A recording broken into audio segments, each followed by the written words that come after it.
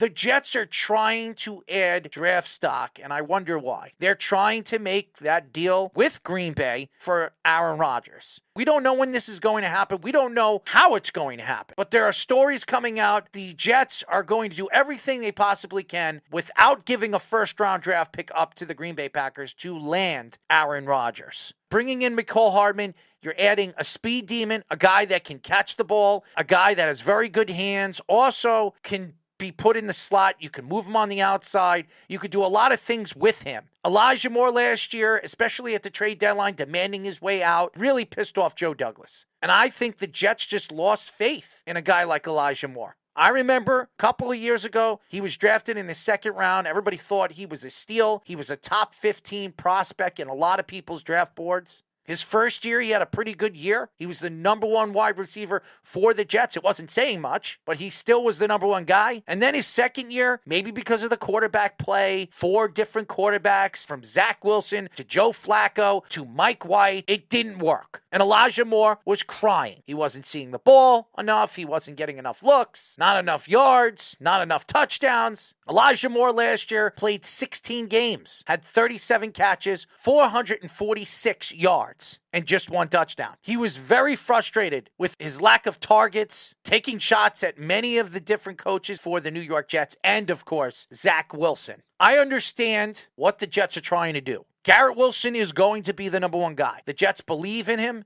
The Jets have faith that this kid is going to be one of the best wide receivers in the AFC. Bringing in Hardman and trading away Elijah Moore only opens up areas to maybe landing Odell Beckham. Do I want Odell Beckham for the New York Jets? No, I don't. Because Odell Beckham, for the last couple of years, everywhere he's gone, from the Giants, from the Browns, to the Rams, and now could be heading to the Jets, he's been nothing but a cancer in the locker room. I'm not saying that Odell Beckham isn't a great talent. He's a fantastic talent, and he wants to play with Aaron Rodgers. But to me, adding a personality like that and Aaron Rodgers in this locker room doesn't help the young players. I like Hardman. He's only going to be here for 1 year. Maybe they extend him if he has a good year. I don't know if they're going to be able to afford him if he has a good year with Aaron Rodgers. His last full season in 2021, he had 59 catches for 693 yards, 2 touchdowns, and an average of 8.6 yards per catch, which was ranked second in the NFL. Hardman and Aaron Rodgers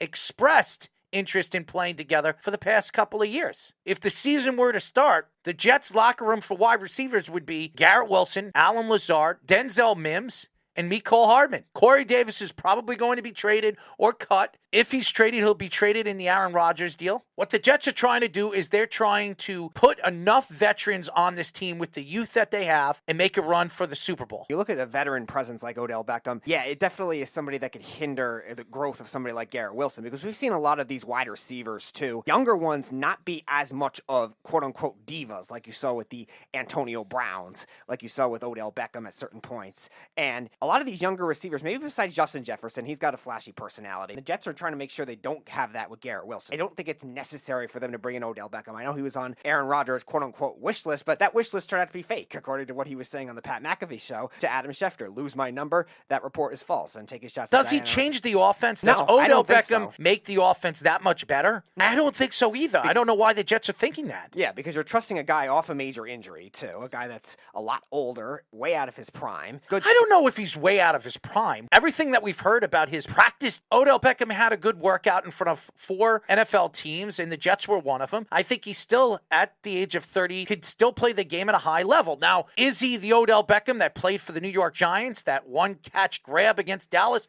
No, he's not that Odell Beckham, but he still has the ability to make big plays, and I think the Jets are looking at him if they make a run for the playoffs, if they play one of these elite defenses like the Miami Dolphins now with Howard and Jalen Ramsey. You need that other weapon, not just Garrett Wilson. Yes, Hardman's another piece, but is he that other weapon that's going to open up the field for a Garrett Wilson to be explosive like they think he could be? The Jets also have had issues where they've had team culture issues in the past, and I don't know if they want to take that chance in this particular circumstance where you're already dealing with another personality like Aaron Rodgers. Elijah Moore wasn't necessarily traded because he doesn't have upside or he's not a good route runner. Elijah Moore was traded because he ran his mouth at coaches, and he said stupid things like Kyrie Irving did. Now he's going to be buried in Cleveland. And you saw what guys like Baker Mayfield, guys like Odell did with a really talented roster of the Browns, and it kind of damaged that team culture too.